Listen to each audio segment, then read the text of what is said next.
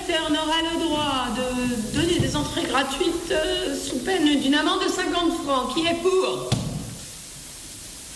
Qui est contre?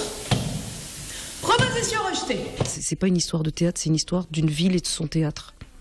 Il y a les délibérations, les actes officiels pour le construire, les rapports d'architectes, il y a la presse qui tient informée des constructions, de l'état d'avancée des travaux, il y a les nominations de directeurs, il y a les décisions municipales pour définir un cahier des charges. Vous demandez le théâtre en régie, mais vous n'avez jamais été satisfait des divers travaux donnés en régie par la ville.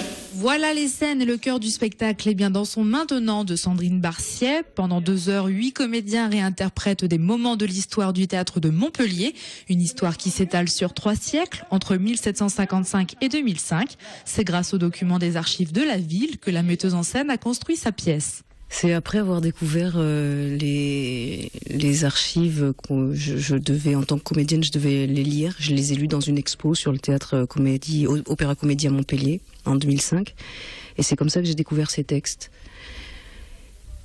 Et à force de faire des lectures, en fait, à haute voix donc, en fait, je me rendais compte que ces textes me touchaient. Et me touchaient même assez profondément. Après Montpellier, et bien dans son maintenant se jouera à Ganges, Saint-Jean-de-Védas, Pézenas et Causse de la Selle. L'occasion pour les Héraultais de découvrir un spectacle qui s'interroge sur le rapport entre le théâtre et l'implication de son public.